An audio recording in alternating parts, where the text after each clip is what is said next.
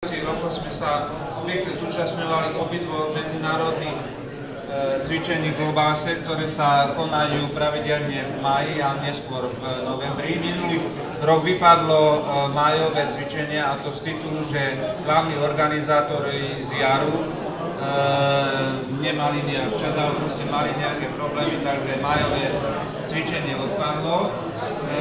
Na to konto bolo aj z našej strany kvalitnejšie pripravené to novembrové cvičenie, ktoré sa neslo v tom duchu, že okrem medzinárodného cvičenia sme zaradili po dohode s Bratislavou, s Jarkom Kubičkom aj vnútroštátne cvičenie, ktoré sa nazývalo,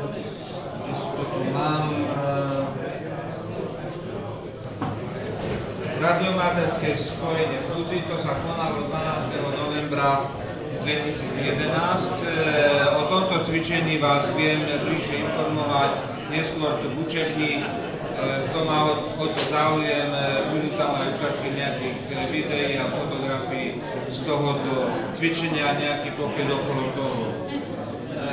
Minulý rok sa ešte zorganizovalo jedno pre nás zaujímavé stretnutie, ktoré zorganizoval odbor civilnej obrany a krízového riadenia na magistráte mesta Košice trošku v nešťastnom termíne tesne pred Vianocami 20. decembra.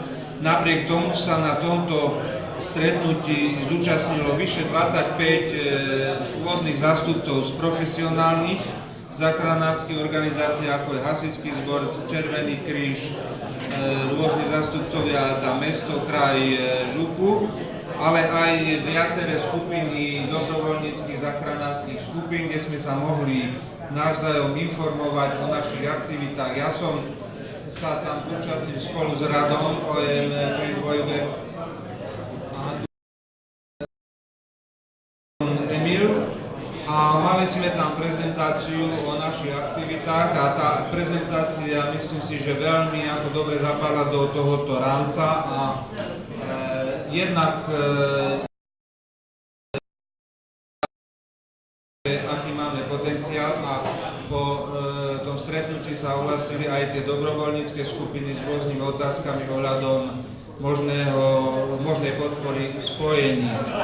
O ďalších úrovniach, ktoré toto stretnutie donesie, sa budeme môcť presvedčiť v priebehu tohoto roka. Aké sú plány na tento rok? V prvom rade na základe uznesení, ktoré sme prijali na tom celoslovenskom stretnutí v Poprade, sa budeme snažiť zorganizovať stretnutie alebo skôr sústredenie priaznivcov ARES. Pravdepodobne to najpravdepodobnejší model je, že sa stretneme na Čani, radioklub OM3VŽ dáva tomu priestor. A na tomto stretnutí by išlo o jednak čiastočne nejaké prednáškové záležitosti a popoludní aj stavba a meranie niektorých špeciálnych antén, ktoré by sa na takéto portable záležitosti dali využívať. Súčasne budeme sa snažiť zúčastniť tých medzinárodných testov Globálse, ktoré predpokladáme, že opäť sa budú konať v máji a v novembri. Ďalej, pokiaľ sme rokovali s tými dobrovoľníckymi organizáciami v decembri na tom stretnutí v magistráte, ukazuje sa, že by sme mohli byť pozvaní do účasti na ich cvičení, ktoré by sa malo niekedy v máji organizovať v Bielnici. Uvidíme, čo z toho naozaj bude. Tak to je z mojej strany asi tak všetko. Ďalšie informácie potom po prednáškach tu na učebni.